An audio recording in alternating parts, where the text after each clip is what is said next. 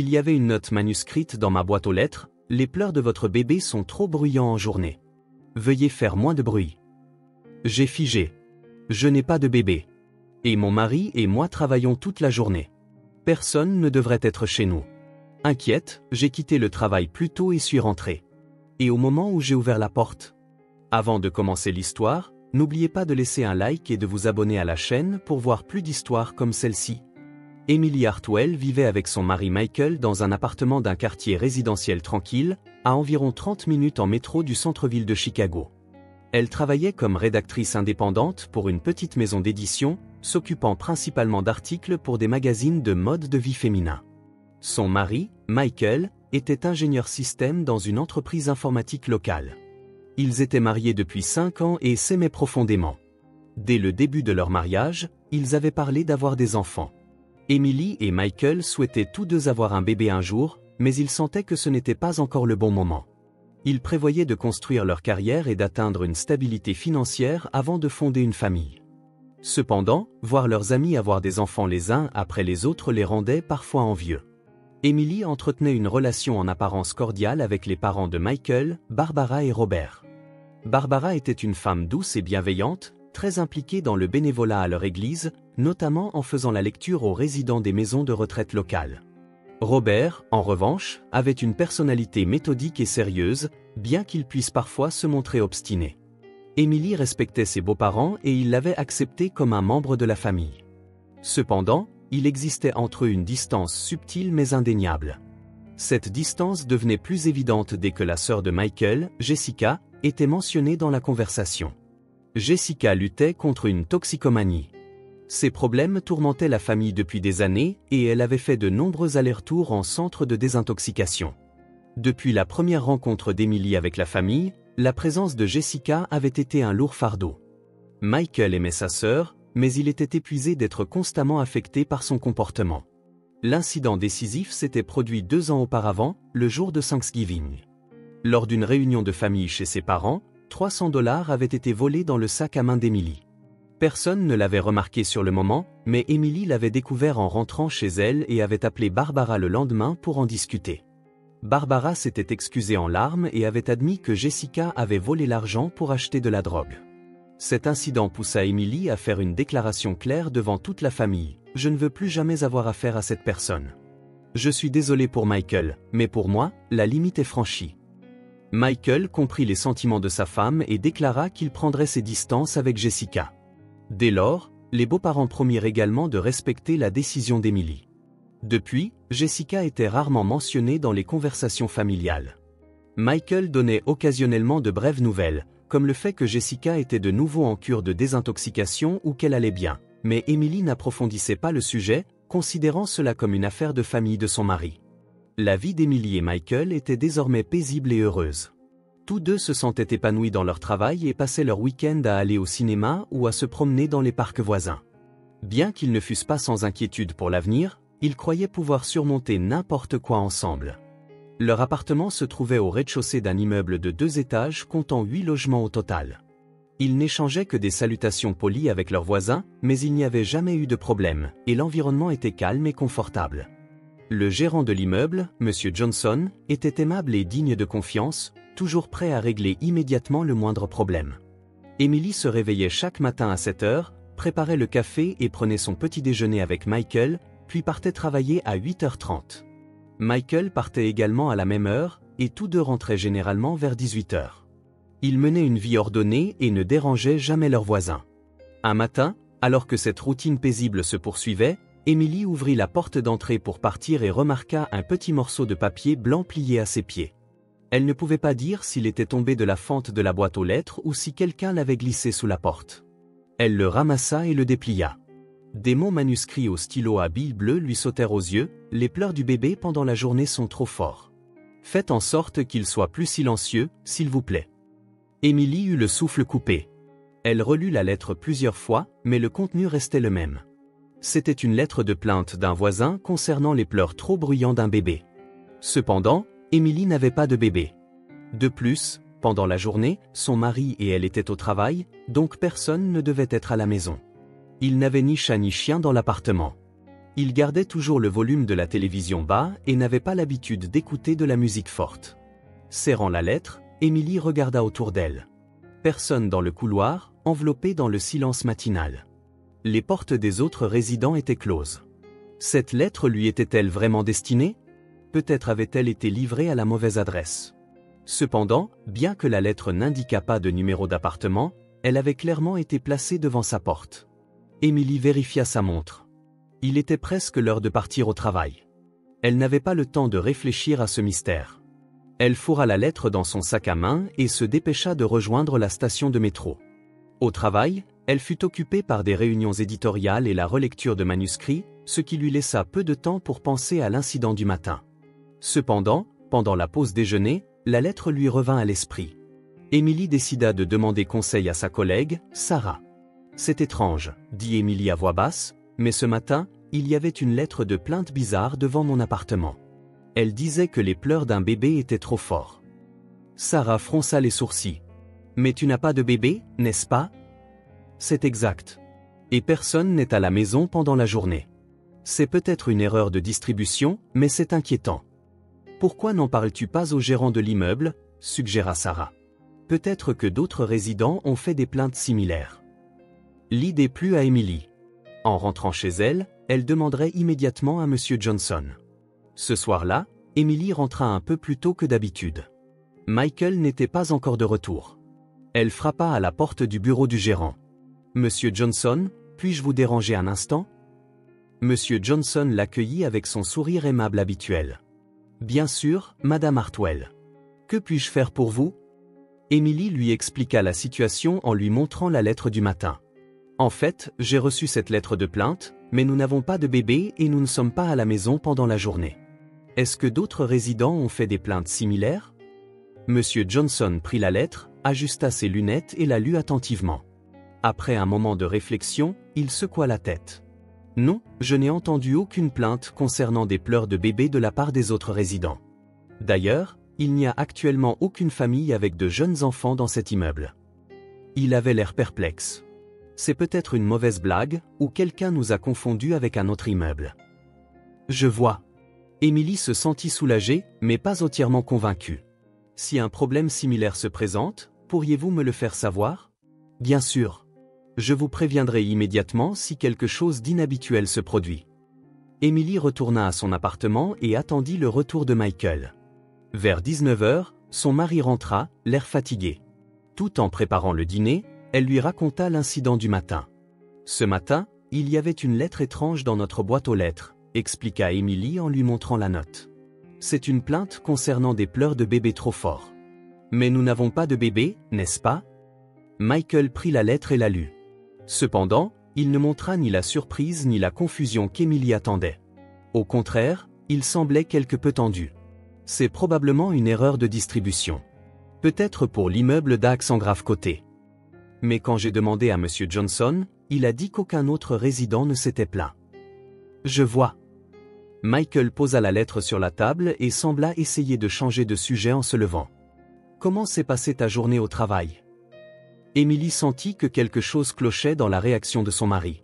D'habitude, il aurait montré plus d'intérêt pour un incident aussi déroutant, mais ce soir, Michael semblait clairement vouloir éviter le sujet. « Michael, sais-tu quelque chose à ce sujet ?»« Non, je ne sais rien du tout, » répondit Michael sans se retourner. « Je pense que c'est juste une erreur.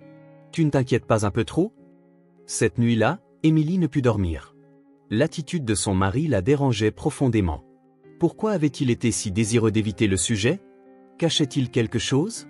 Le lendemain matin, jeudi, alors qu'elle s'apprêtait à partir comme d'habitude, elle trouva un autre morceau de papier blanc au même endroit. Cette fois, elle le ramassa avec des mains tremblantes. Les pleurs du bébé continuent. Veuillez prendre des mesures. Si cela persiste, nous devrons le signaler à la société de gestion. Cette lettre était rédigée sur un ton encore plus ferme que la précédente. Le cœur d'Émilie battait à tout rompre. Elle avait l'impression que quelqu'un les surveillait.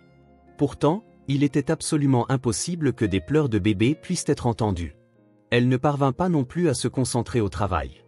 Sa collègue Sarah le remarqua et lui adressa la parole avec inquiétude. « Émilie, ça va? Tu as l'air encore plus mal qu'hier. » « J'ai reçu une autre lettre similaire, » répondit Émilie à voix basse. Cette fois, le ton était encore plus menaçant. C'est effrayant. Pourquoi ne consultes-tu pas la police?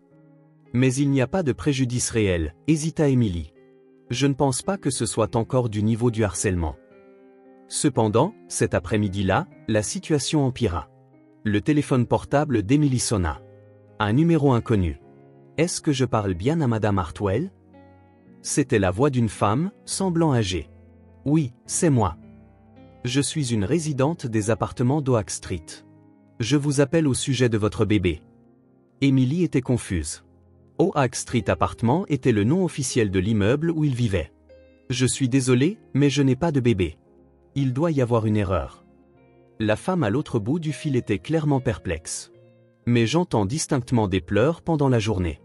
Cela semble provenir de la pièce du fond, au rez-de-chaussée. La pièce du fond, au rez-de-chaussée. C'était sans aucun doute l'emplacement de l'appartement d'Émilie et Michael. Nous sommes au travail pendant la journée et ne sommes pas à la maison. Il doit y avoir une erreur. Vraiment? La voix de la femme semblait dubitative. Mais je l'entends très bien. Peut-être que quelqu'un d'autre est là. Après avoir raccroché, Émilie fut envahie par la confusion et l'anxiété. Plusieurs personnes entendaient des pleurs de bébé, mais elle n'avait pas de bébé. Que se passait-il? Ce soir-là, lorsqu'elle raconta à Michael la deuxième lettre et l'appel téléphonique, son mari parut encore plus contrarié. « Émilie, ça doit être une sorte de malentendu. Tu ne devrais pas t'en inquiéter autant. » Mais quelqu'un a appelé. Tout le monde dit qu'ils entendent des pleurs. Michael était visiblement mal à l'aise. « Je parlerai au gérant demain. Il doit y avoir une confusion. » Cependant, Émilie ne pouvait pas croire les paroles de son mari. Michael cachait quelque chose. Cette conviction pesait lourdement sur son cœur. Vendredi matin, une troisième lettre arriva. Cette fois, elle n'était pas écrite sur du papier à lettres, mais sur un post-it jaune. Dernier avertissement. Faites cesser les pleurs du bébé. Émilie prit sa décision. Elle ne pouvait plus supporter cela. Pour découvrir la vérité, elle décida de quitter le travail plus tôt aujourd'hui et de rentrer à la maison pendant la journée. Émilie demanda à son patron de partir plus tôt, prétextant un mal de tête. En effet, les événements des 3 derniers jours lui avaient donné une véritable migraine.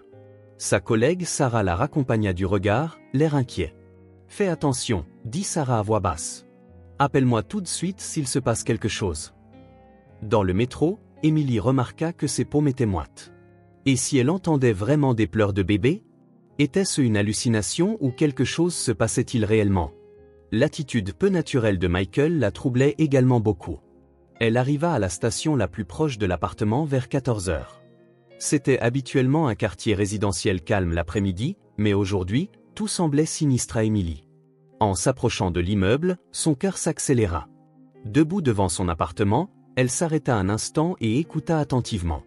Cependant, elle n'entendit rien, seulement le chant des oiseaux et le bruit des voitures passant au loin. Peut-être que ce n'était vraiment qu'une mauvaise blague, après tout. Elle ouvrit la porte d'entrée du rez-de-chaussée et se dirigea vers la porte de son appartement. Le couloir était enveloppé de silence. Debout devant sa porte, elle sortit ses clés tout en tendant l'oreille une fois de plus. C'est alors que cela se produisit. Faiblement, très doucement, mais sans le moindre doute, elle entendit un bébé pleurer. Émilie se figea. Elle sentit le sang quitter son visage. Les pleurs provenaient de l'intérieur de son appartement. Sans aucun doute, ils venaient de sa propre maison. D'une main tremblante, elle inséra la clé et ouvrit la porte. Les pleurs devinrent plus clairs. Ils venaient du salon. Émilie traversa lentement l'entrée et s'arrêta au seuil du salon. Là, une scène surréaliste s'offrait à elle. Assise sur le canapé, tenant un bébé d'environ 8 mois dans ses bras, se trouvait sa belle-mère, Barbara. Barbara apaisait le bébé en lui chantant doucement une berceuse. Le bébé agitait ses petites mains et pleurnichait de temps en temps. « Barbara !» La voix d'Émilie tremblait. Barbara se retourna, en voyant Émilie, elle devint blême. Elle essaya de se lever tout en tenant le bébé, mais trébucha sous le choc. « Émilie, qu'est-ce que tu fais ici ?» La voix de Barbara était tendue. « Tu n'étais pas censée être au travail aujourd'hui ?»« S'il te plaît, explique-moi, » dit Émilie en s'avançant. « Qui est ce bébé? Pourquoi est-elle ici ?» Barbara serra le bébé plus fort contre elle. Le bébé se remit à pleurer. Ses pleurs étaient exactement le son qui avait tourmenté Émilie ces 3 derniers jours. « Émilie, Assieds-toi. Je vais tout expliquer. Les yeux de Barbara s'emplirent de larmes. Non. Explique d'abord. Tout de suite. La voix d'Émilie était sévère. Qui est exactement ce bébé? Barbara soupira profondément. Lily, répondit-elle doucement. La fille de Jessica. Émilie resta sans voix. La fille de Jessica? Jessica avait eu un enfant? Et pourquoi cet enfant était-il ici? Jessica a eu un enfant. Elle est née il y a 8 mois, répondit Barbara en larmes. Mais Jessica ne pouvait pas s'en occuper à cause de sa toxicomanie. Barbara hocha la tête. Jessica était en très mauvais état juste après l'accouchement et ne pouvait pas s'occuper de Lily. Alors, Robert et moi avons fini par nous en occuper. Dans l'esprit d'Émilie, les événements des 3 derniers jours commencèrent à se connecter les uns aux autres. Alors, tu t'occupais d'elle ici pendant la journée? Je suis désolée, Émilie, se mit à pleurer Barbara. J'ai utilisé le double des clés de Michael et je ne venais ici que pendant la journée, juste pendant que vous étiez au travail. Je pensais ne déranger personne. Pourquoi ne nous avez-vous rien dit? La voix d'Émilie était remplie de colère. Pourquoi l'avez-vous caché? Tu te souviens de ce que tu as dit il y a 2 ans? Répondit Barbara en berçant Lily. Je ne veux plus jamais avoir affaire à Jessica. Nous avons pensé que tu rejetterais aussi Lily.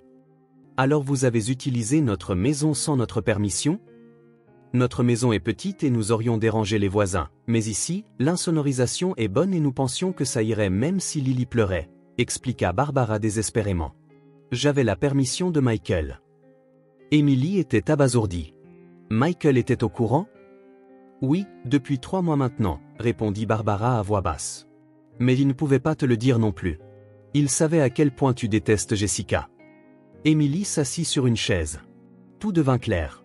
Le secret que son mari lui cachait, les mensonges de sa belle-mère et l'existence de cette petite vie. Pourquoi ne me l'as-tu pas dit maintenant? Demanda Émilie calmement. Tu savais à quel point j'étais confuse à cause des lettres, n'est-ce pas?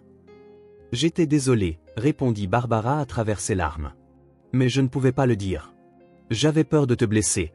J'avais peur que tu rejettes Lily. Lily se remit à pleurer. Barbara la calma avec des gestes experts. Pour la première fois, Émilie regarda attentivement ce petit bébé. Elle avait des yeux qui ressemblaient à ceux de Jessica, mais elle pouvait aussi y voir des traits de la famille de Michael. Où est Jessica maintenant? Dans un centre de désintoxication. Elle est hospitalisée depuis 6 mois. Cette fois, elle semble vraiment déterminée à suivre le traitement. La voix de Barbara contenait de l'espoir. Mais il faudra encore du temps avant qu'elle puisse reprendre Lily. Émilie se prit la tête entre les mains. Pendant 3 mois, à son insu, un bébé avait vécu dans sa maison. Son mari avait continué à mentir.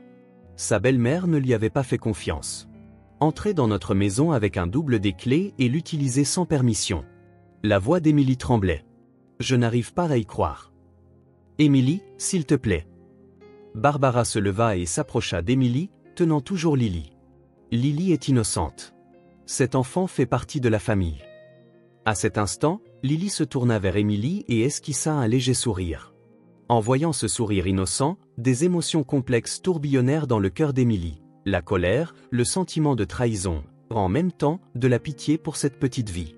Quand est-ce que Michael rentre? Demanda Émilie d'une voix lasse. Habituellement vers 18h, répondit Barbara. D'ici là, je veux que tout soit réglé. Émilie se leva. Nous devons avoir une discussion sérieuse sur cette situation. Lily se remit à pleurer. Barbara la calma tout en levant les yeux vers Émilie. Émilie, n'abandonne pas cet enfant, s'il te plaît. Émilie ne put répondre. Trop de choses s'étaient passées en même temps. Le sentiment d'avoir été trahie par la famille en qui elle avait confiance, et des émotions complexes envers un bébé innocent. Elle avait besoin de temps pour mettre de l'ordre dans tout cela. Émilie se tenait dans la cuisine, essayant d'organiser ses pensées tout en préparant du café. Dans le salon, Barbara donnait le biberon à Lily. Depuis 30 minutes, les 2 femmes étaient dans un silence pesant. À 17h30, on entendit le bruit de la porte d'entrée s'ouvrir. Michael était rentré plus tôt que d'habitude. Ses pas résonnèrent dans le couloir, puis on l'entendit entrer dans le salon. Puis, un silence soudain. « Émilie !» La voix de Michael tremblait. Émilie retourna de la cuisine au salon. Michael fixait Barbara et Lily, le visage blême. « J'aimerais une explication, dit Émilie calmement. Toute l'histoire. Michael s'assit sur une chaise et se prit la tête entre les mains. Emily, Raconte-moi depuis le début, dit Emily, les bras croisés. Quand l'as-tu su pour la première fois? Barbara regarda Michael. Emily, laisse-moi t'expliquer. Non, je veux l'entendre de la bouche de Michael. La voix d'Emily était sévère. J'ai le droit de l'entendre de mon mari. Michael soupira profondément. Je suis au courant depuis 8 mois, quand Jessica a accouché. Mais je ne pouvais pas te le dire. Pourquoi pas? Parce que je sais à quel point tu détestes Jessica. Michael leva les yeux vers Emily.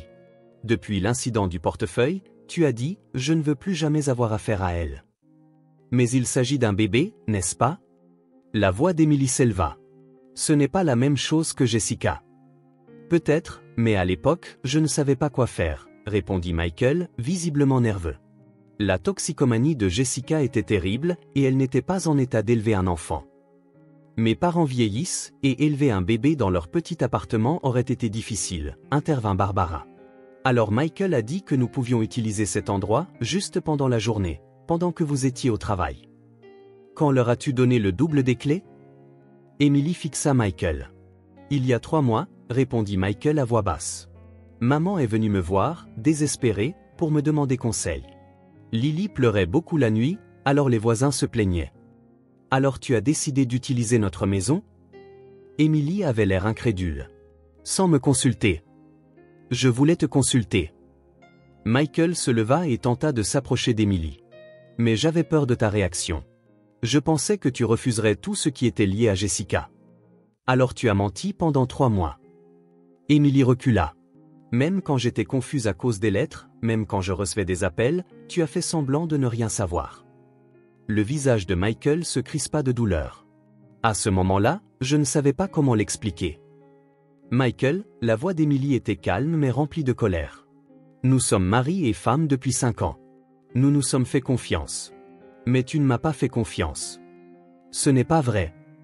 Si, ça l'est. Les larmes montèrent aux yeux d'Emily. Tu as décidé que je rejetterais Lily. Tu ne m'as même pas donné la chance d'être consultée. Barbara se leva en tenant Lily. Emily, nous avons eu tort. Ne blâme pas Michael. Barbara, vous deux? Emily regarda sa belle-mère. Pourquoi ne m'avez-vous pas fait confiance? Jessica et Lily sont différentes. Lily n'a rien fait de mal. Je sais, répondit Barbara en larmes. Mais je ne pouvais pas oublier les mots que tu as prononcés cette fois-là. Emily s'assit sur une chaise. J'ai certainement dit que je ne voulais plus jamais avoir affaire à Jessica. Mais c'était parce qu'elle avait volé de l'argent dans mon sac. Lily n'a rien volé. Elle vient de naître. Lily commença à s'agiter. Barbara la calma avec des gestes experts. Pour la première fois, Emily observa cette scène attentivement. Les soins dévoués de Barbara, l'expression innocente de Lily. Quelle est la situation de Jessica? Demanda Emily à voix basse. Michael répondit, elle est dans un centre de désintoxication depuis 6 mois. On dit que cette fois, elle est sérieusement engagée dans son traitement. Mais cela prendra encore du temps. Quand pourra-t-elle reprendre Lily? Selon le médecin, il faudra au moins encore 1 an, répondit Barbara. Jusqu'à ce que Jessica soit complètement rétablie et puisse mener une vie stable. Emily se leva et regarda par la fenêtre. Le crépuscule commençait à tomber. En quelques heures, son monde avait complètement changé. Ce qui me blesse le plus, dit Emily sans se retourner, c'est que vous ne m'ayez pas fait confiance. Vous avez décidé que je rejetterais Lily et ne m'avez même pas donné cette opportunité. Emily. Michael s'approcha de sa femme. Je suis désolé. Je suis vraiment désolé. Garde tes excuses pour plus tard. Emily se retourna. Maintenant, nous devons penser à Lily. Barbara regarda Emily avec des yeux pleins d'espoir. Emily? Alors, d'abord, organisons la situation, commença Emily d'un ton pratique. Lily a 8 mois. Jessica a besoin d'au moins 1 an pour se rétablir.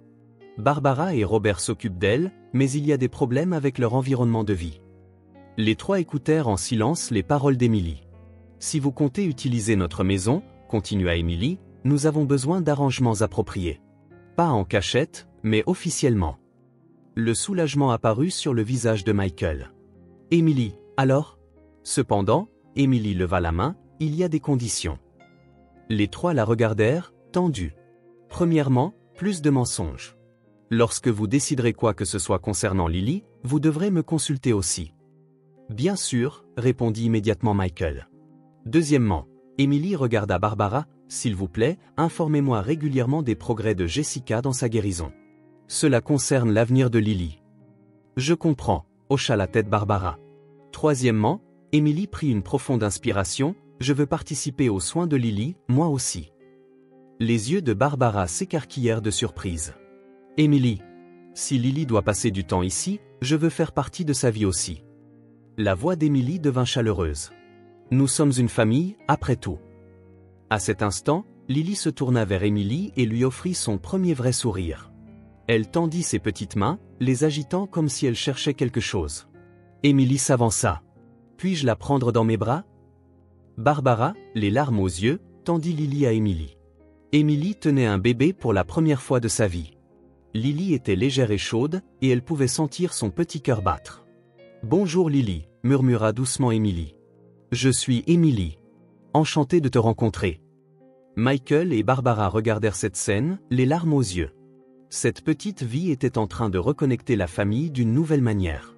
3 mois plus tard, Emily donnait le biberon à Lily tout en regardant les feuilles d'automne par la fenêtre. Lily avait appris à ramper et explorait la maison. Son rire joyeux était devenu la musique indispensable de ce foyer. Bonjour mesdames. Michael entra dans le salon depuis la cuisine, une tasse de café à la main. Il caressa doucement la tête de Lily en s'asseyant à côté d'Emily. Elle a entendu la voix de papa, dit Emily à Lily. Lily battit joyeusement de ses petites mains. La semaine dernière, une réunion de famille avait eu lieu. Les participants étaient Emily, Michael, Barbara et le beau-père, Robert. Au cours de ces 3 mois, Robert avait mis du temps à accepter l'existence de sa petite fille Lily. Il avait un côté têtu et ne pouvait pardonner les actions passées de Jessica. Je ne comprends pas, avait dit Robert sèchement lors de la réunion. Jessica a trahi la famille à de nombreuses reprises. Elle pourrait recommencer. Cependant, en lisant la lettre de Jessica que Barbara avait apportée, l'expression de Robert s'était légèrement adoucie. La lettre détaillait la vie au centre de désintoxication, transmettant que Jessica était sérieusement engagée dans sa guérison. En particulier, les mots « Je veux changer pour Lily. Je veux devenir une mère dont ma fille pourra être fière » avaient ému toute la famille. Selon le médecin, Jessica se rétablit bien, rapporta Barbara. Il y a même une possibilité qu'elle obtienne une permission de sortie pour la nuit au printemps prochain. Emily fit cette proposition lors de la réunion. Quand Lily aura 1 an, ne devrions-nous pas commencer les visites avec Jessica? Bien sûr, progressivement et sous la direction de professionnels. Robert réfléchit longuement, mais finit par hocher la tête. Lily a besoin d'une mère. Si Jessica a vraiment changé, peut-être devrions-nous lui donner une chance. Actuellement, alors que Barbara et Robert étaient les tuteurs officiels de Lily, Emily et Michael s'occupaient de la plupart des jours de la semaine. L'arrangement consistant à passer les week-ends chez les grands-parents et les jours de semaine chez le couple s'était établi. Emily avait ajusté son emploi du temps et augmenté ses jours de télétravail. La maison d'édition s'était montrée compréhensive et avait autorisé des modalités de travail flexibles. Michael avait également pris un congé parental et participait activement aux soins de Lily. Emily, Michael regarda sa femme, je te suis vraiment reconnaissant d'avoir accepté Lily. Si tu l'avais rejetée à ce moment-là, je n'aurais jamais pu la rejeter, sourit Emily en regardant l'enfant. On voit que Lily est pure et innocente, née pour être aimée. Lily finit son lait et commença à s'endormir sur l'épaule d'Emily. On pouvait entendre sa petite respiration. Je pense parfois à Jessica, dit Emily doucement. À ce qu'elle ressent pendant sa cure de désintoxication. Comme ça doit être douloureux de ne pas voir sa fille.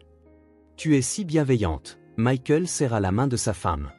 Au début, je pensais que tu ne pardonnerais jamais à Jessica. Je le pensais aussi au début, réfléchit Emily. Mais au moment où j'ai pris Lily dans mes bras, j'ai compris. Les liens du sang sont mystérieux. Cet enfant est la fille de Jessica, mais en même temps, elle fait partie de notre famille. L'après-midi, Barbara et Robert vinrent la chercher. Lily devait passer le week-end avec ses grands-parents. Barbara avait l'air beaucoup plus radieuse qu'avant. Emily, merci comme toujours, dit Barbara en recevant sa petite fille. Ta présence nous aide vraiment. C'est moi qui suis heureuse d'avoir Lily, répondit sincèrement Emily. Cet enfant nous a enseigné une nouvelle forme de famille. Robert avait également perdu son ancienne obstination et regardait Lily avec amour. Le mois prochain, nous prévoyons de commencer les appels vidéo avec Jessica, dit-il. Nous voulons que Lily se souvienne du visage de sa mère. Emily et Michael raccompagnèrent les trois à l'entrée. Lily agitait sa petite main depuis l'intérieur de la voiture. Elle aura 1 an le mois prochain, Emily se blottit contre le bras de son mari. Le temps passe si vite. C'est vrai. Michael serra sa femme dans ses bras. Cette année a complètement changé nos vies. C'est un bon changement, sourit Emily. La famille, ce n'est pas seulement les liens du sang. C'est l'amour, la responsabilité et l'acceptation. Le coucher de soleil peignait les fenêtres de l'appartement en orange. Emily et Michael s'étreignirent en silence, pensant à leur nouvelle forme de famille. Au printemps prochain, lorsque Jessica obtiendra sa permission de sortie, une véritable réunion de famille commencera. Ce ne sera peut-être pas un chemin facile, mais la petite lumière qu'est Lily guidera tout le monde dans la bonne direction. L'amour se présente parfois sous des formes inattendues. En repensant à cette histoire qui avait commencé par une note manuscrite dans la boîte aux lettres, Emily était reconnaissante des mystères de la vie.